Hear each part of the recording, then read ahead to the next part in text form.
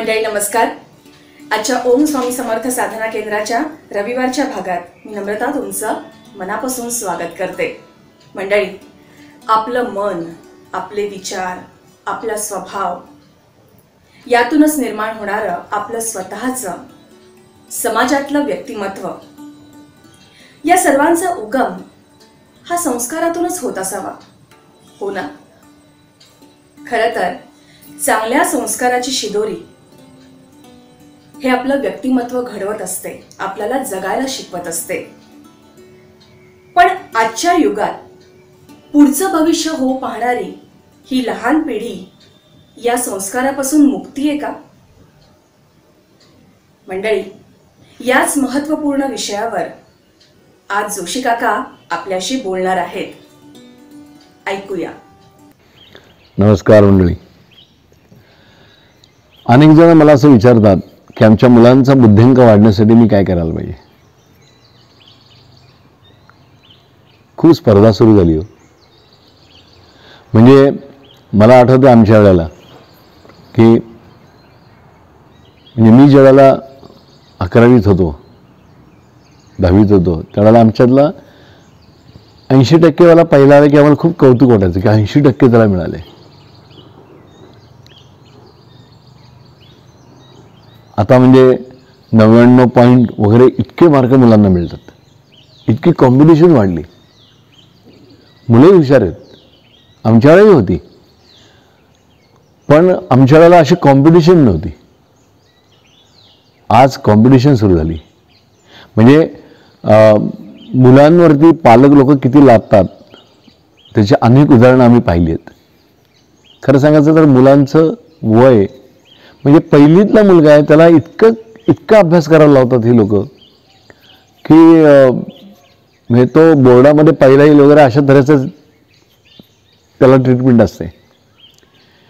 का आणि कशासाठी? मुलांना खेळू देत ना जरा. म्हणजे 5वी 6वीपर्यंत 7वीपर्यंत मी तर सांगतो की 9वीपर्यंत मुलांना खेळू द्यात. जसे पास होतील तसे पास होऊ देत. त्यांना त्रास नका देऊ.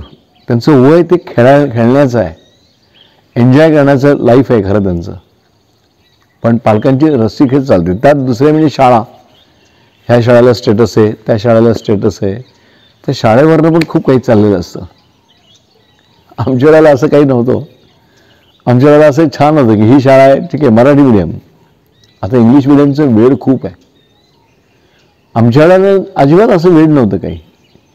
इंग्लिश मिडियम ठीक आहे, बोलता येते आम्हाला इंग्लिश. आमचं कुठे आडलं इतक्या वर्षात? आम्ही मराठी मिडियममध्येच शिकलो, पण आमचं आडलं कुठे? उलट मी तर म्हणून की इंग्लिश मिडियमपेक्षा सुद्धा चांगलं शुद्ध मराठी आम्ही, इंग्लिश सुद्धा आम्ही बोलतो. मराठी तर बोलतोच, पण आम्ही इंग्लिशही शुद्ध बोलतो. पण गोष्ट अशी त्याच्यामध्ये की आजकालचे स्टेटस इंग्लिश मिडियमला आहे. म्हणजे कौतुकाने आजकाल आईवडील सांगतात माझा मुलगा इंग्लिश मिडियमला आहे.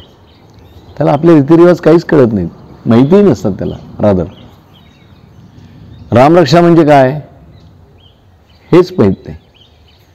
विसरून गेले असेल. शुभंकरोती म्हणजे काय माहीत नाही, काहीही माहीत नाही. पालकही शिकवत नाहीत.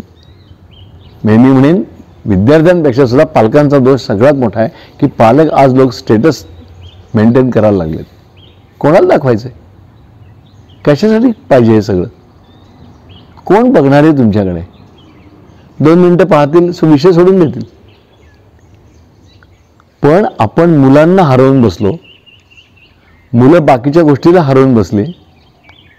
तुम्ही आम्ही एकमेकांमध्ये दुरावा सुरू झाला, कॉम्पिटिशन सुरू झाली, चढावड झाली. मग ग्रुप झाले. मग त्या ग्रुपमध्ये ह्या शाळेचा आहे. मग तुम्ही बघा, एखाद्या सोसायटीमध्ये तुम्ही गेलात तर त्या सोसायटीमध्ये बायकांचा ग्रुप असतो बघा. त्यात एखादी कमी शिकलेली बाई किंवा तिचा नवरा कमी पोचला असेल समजा, तर त्या बाईला खूप कव्हर केलं जातं. असं अनेक अनुभव मी पाहिलेत. मग माझा नवरा उच्च पदस्थ आहे तर मग मी माझी लेवल मेंटेन मी करीन, तर मी खाली कशाला यायला पाहिजे, अशा तऱ्हेचं सुरू झालंय. नोकरी गेली त्याची, मग खाली येतात. पण मला म्हणायचं हे कशासाठी? कोणाला दाखवायला जायचे सगळं हे? तुम्ही हे सगळं मोठी पोस्ट, सगळं हे सगळं तुमच्यासाठी, स्वतःसाठी आहे. तुमचा उदरनिर्वाह होण्यासाठी तुम्हाला मोठ्या पोस्ट मिळाल्या आहेत. तुम्ही हुशार आहात, तुम्हाला मिळणारच आहे ते. पण जे हुशार नाही आहेत त्यांचंही कौतुक करा की जरा. काय बिघडतं त्यात? म्हणजे एखादा शिपाई आहे, खांद्यावर हात टाका ना त्याच्या, काय होतं? म्हणजे मी पोलीस डिपार्टमेंटमध्ये सुद्धा खूप वेळा बघितलं आहे, खाली जे काम करतात खूप हाल असतात. मला खूप नेहमी असं वाटतं की प्रेमाने त्यांना भेटावं. म्हणजे खूप मित्र आहेत. पहिल्यांदी मी कधी जातीवाद केला नाही, मला कधी आवडलंही नाही.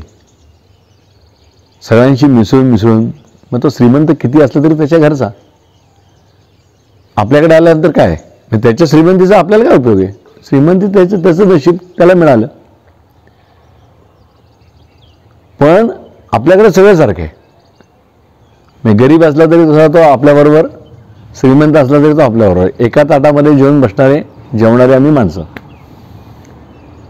पण खूप दुजाभाव केला जातो. अध्यात्मामध्ये पण तसंच सुरू झालंय. जे खूप मोठ्या पोस्टला आहेत, खूप इंग्लिश बोलणारे आहेत, खूप श्रीमंत लोक आहेत, ते खूप वरच्या बाजूला आहेत. अध्यात्मातलं किती कळतं मला माहीत नाही, पण दुजाभाव सुरू झाला आहे. पंढरपूरला कुठे आहे असं? पांडुरंगा पुढे कुठे असं सगळं आहे?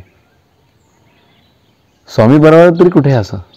साईबाबांचं तरी कुठे असं? किंवा गजानन महाराजांचं तरी कुठे असं? पण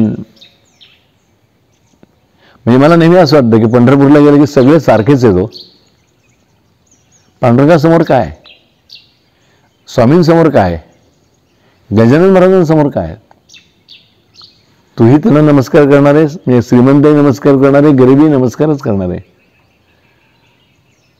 त्यांनी कुठे भेदभाव केलाय? तुमचं नशीब म्हणून तुम्ही त्या पोचला आहात, असं नाहीये.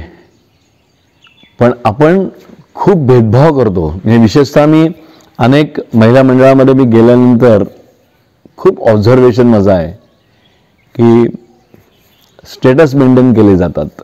मग माझ्या नवऱ्याला पगार किती त्याप्रमाणे वागणूक असते, किंवा मी किती मिळवते, माझ्याकडे गाडी कुठली आहे, माझी पोझिशन काय आहे, मी खाली काय यावं, वगैरे वगैरे.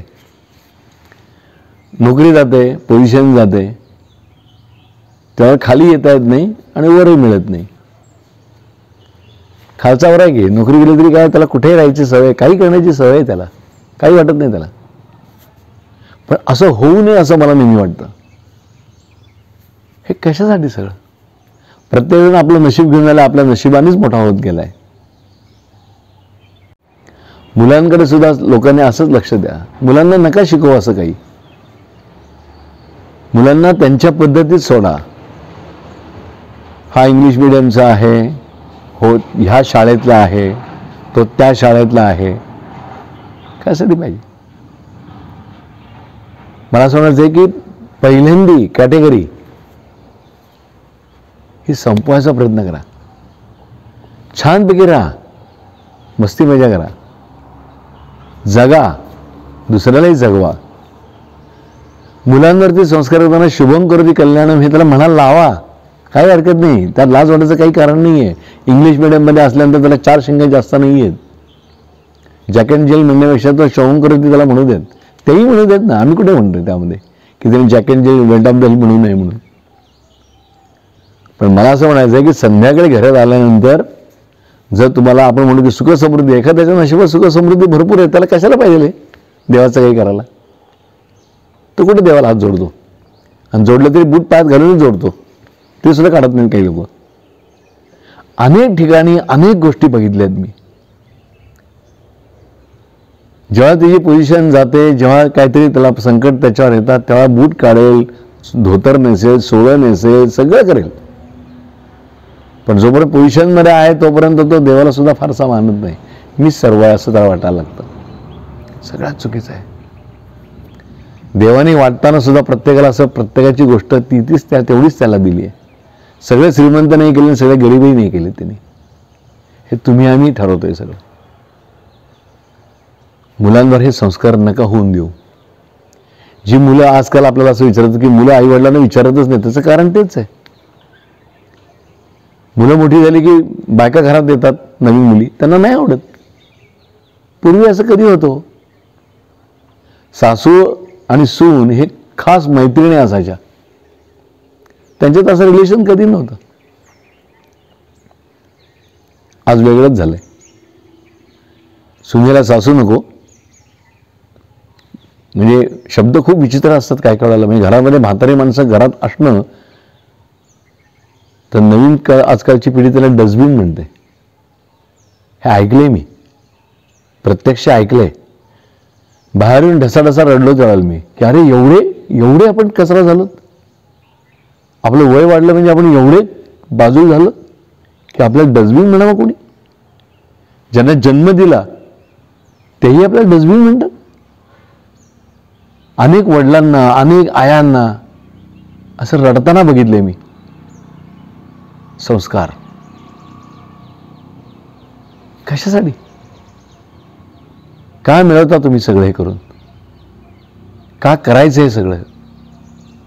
कुठे न्यायचंय सगळं? जाताना लाकूड होऊनच जाणार आहेस असं होणार नाहीये. पुष्पविमानात जाणार आहेस, तुकाराम महाराज मोठी पुण्य आहे की ज्यांनी पुष्पविमान देवाला पाठवायला लागलं. तुम्हाला खानदार न्यायला सुद्धा 4 माणसं मिळत नाहीत आजकाल, गाडीतून न्यायला लागतं. असं काही नाही हो. चांगले जगा, चांगले राहा, एकत्र राहा, एकत्र सगळेजण मिळून राहा. मुलांवर संस्कार खूप चांगले करा, तरच ही मुलं तुम्हाला पुढे विचारतील. नाही तर मुलांना तुम्ही अडचणच होणार आहात. तुम्हाला अडचण कधी लहानपणी त्यांची झाली नाही, पण त्यांना मात्र तुम्ही मोठेपणी अडचण व्हायला लागता. सून तुम्हाला विचारत नाही, हात टेकल्यासारखं सून वागते घरामध्ये. मी बघितलंय अनेक मुलींना. थोड्याफार काय शिकले असतील तर त्यांना असं वेगळं वाटायला लागतं. पार्ट्या सुरू झाल्यात. पार्ट्यांमध्ये खूप वेगळ्या पद्धतीने बोललं जातं. पाहतो सगळं, मी ऐकतो, आम्ही सगळं. खूप वाईट वाटतं. कोणाला सांगायला जाणार, कोणाला बोलायला जाणार. लोक प्रश्न विचारतात पण ही बोलायची वेळ आली नाही तर कोणाला सांगायला जायचं होय? आणि कशासाठी सांगायचं कोणाला? लोक ऐकणार आहेत? त्यांना जे पाहिजे तेच करणार आहेत. प्रयत्न करायचा, समजून सांगण्याचा प्रयत्न करायचा, एकत्र आणण्याचा प्रयत्न करायचा, मुलांना चांगले संस्कार घडवण्याचा. कशासाठी? मी नेहमी आईवडिलांना सांगतो, तुझा मुलगा काय करतो? हे करतो. त्याला तू संध्याकाळी परवाचा म्हणायला लावतेस, पाडे म्हणायला लावतेस, घरात पाय धुवून यायला सांगतेस? तर नाही, स्वतः धुवत नाही. मुलं काय धुणार? आधी पहिल्यांदा आईवडिलांना शिकवणं फार गरजेचं आहे, मग मुलांना. म्हणजे मला कधी कधी असं वाटतं की आईवडिलांचं ट्रेनिंग घ्यायला पाहिजे मुलांपेक्षा सुद्धा. म्हणजे मी अभिमानाने सांगतो, कधी आज सुद्धा आमचे शिक्षक रस्त्यात भेटले तरी वाकून नमस्कार करायची पद्धत आजही आम्हाला आहे. मला अजूनही आवडतं शिक्षकांच्या पाया पडायला. मुलांना नाही आवडत आजकाल. कोणाच्या पाया पडणं किंवा पाया पडायचं असतं हेच माहीत नाहीये. कशासाठी पाया पडायचं? कसले आशीर्वाद घ्यायचे? कोणाचे घ्यायचे? अशी मुलं बोलतात. त्याचं महत्त्व घरच्यांनी पटवून द्यायला पाहिजे. आई वडील सगळे विसरलेत. स्टेटस त्याच्यामध्ये अडकून गेले सगळे. मी काहीतरी वेगळा आहे, मी काहीतरी आहे, माझ्याकडे ही गाडी आहे, माझ्याकडे अमुक आहे, माझ्याकडे असा बंगला आहे, माझ्याकडे अमुक तमुक आहे, सगळं त्याच्यातच अडकलेत सगळे. दारू पिताना सुद्धा मी ह्या प्रतीची दारू पितो, मी हे करतो, मी ते करतो. कोणाला दाखवायला जायचं यार? आणि कशासाठी? हे सगळे विचार परिणाम मुलांवर होतात. आणि मग मुलं तुम्हाला पुढे विचारत नाहीत. तुम्ही जसं वागता ना आता, तीच मुलं तुमच्याशी पुढे तसं वागतात. आणि मग सगळं हरवून जातं. घराला घरपण राहतच नाही. लॉजिंग सारखं असतं ते. मुलगा सकाळी जातो, रात्री कधीतरी येतो, काहीतरी खातो पितो, झोपतो, नाही तर बाहेरच खाऊन येतो. मुलगी पण जाते दिवसभर, कुठे असते काय असते काय माहीत नसतं. मुलगा मुलगी काय करतात काही माहीत नाही आईवडिलांना. आईवडील घरात असतात, काहीतरी करत असतात, त्यांना काही कळत नाही. असे कित्येक फॅमिली, हजारोनी फॅमिली बघितल्या आहेत मी. दिवसभर मुलं बाहेर काय करतात हे त्यांना माहीत नसतं, मुलगी काय बाहेर करते त्यांना माहीत नसतं. जेव्हा कळतं तेव्हा धक्के बसतात. विचारायला जावं तर भांडणं होतात. काय चाललंय सगळं हे? कुठेतरी थांबलं पाहिजे, हे कोणीतरी थांबवलं पाहिजे. अध्यात्मामध्ये लोकांना हे शिकवलं गेलं पाहिजे. पहिल्यांदी संस्कार हे पहिले शिकवणं फार गरजेचं आहे, बाकीचं पेक्षा सुद्धा. डोळे मिटून मी मेडिटेशन 2-2 तास करतो म्हणजे बाकीचं तुला काही नाही मिळालं रे. तू पहिल्यांदा ग्रह प्रपंचापासून सुरुवात कर, की तुझं घर कसं आहे, तुझी घरातली माणसं कशी आहेत, तू कसा आहेस, तू त्यांचं रिलेशन त्यांच्यावर तुझं कसं आहे. तुझी मुलं तुला विचारतात का? कशाला वृद्धाश्रम पाहिजेत? तुम्ही स्वतः हा विचार करणं फार गरजेचं आहे. मला असं वाटतं की सगळ्यांनी हा प्रामाणिकपणे विचार करावा, विशेषतः आई वडिलांनी करावा. मूल लहान आहे तोपर्यंतच, आणि त्याला शिकवावं सगळे संस्कार. इंग्लिश त्याला शिकू दे, इंग्लिश गाणी त्याला म्हणू देत, काही हरकत नाही आहे, पण त्याच्याबरोबर त्याला स्वतःचं पहिलं जे काय आहे हे पण त्याला कळू द्यात. रामरक्षा म्हणजे काय त्याला कळू द्यात. रामरक्षातले मंत्र काय त्याला कळू द्यात. संध्याकाळी परवाचं का म्हणायचं असतं हे त्याला कळू द्यात. शुभं करोति कल्याणम आरोग्यम धनसंपदा हे त्याला कळू देत. रामरक्षा म्हणजे काय त्याला कळू देत. मनाचे श्लोक म्हणजे त्याला काय ते कळू द्यात. आपलंही त्याला कळू द्यात ना. शिकवणं तुमच्या हातात आहे, शिक्षकांच्या हातात आहे, घरातल्या आईच्या हातात आहे. आई म्हणजे मी म्हणेन सर्वात मोठा शिक्षक आहे घरातला. मुलांवर संस्कार घडवणारी आई. म्हणजे मी असं म्हणेन की मुलांनी पुढे मोठ्यापणी जर विचारलं नाही तर मी म्हणेन की आईचा दोष आहे त्याच्यामध्ये, मुलांचा नाही आहे. कारण वागणूक आईने तशी त्याला दिली आहे, वडिलांनी त्याला तशी वागणूक दिली, म्हणून मुलगा मोठ्यामध्ये तुम्हाला डस्टबिन म्हणतो. कशासाठी सगळं आहे?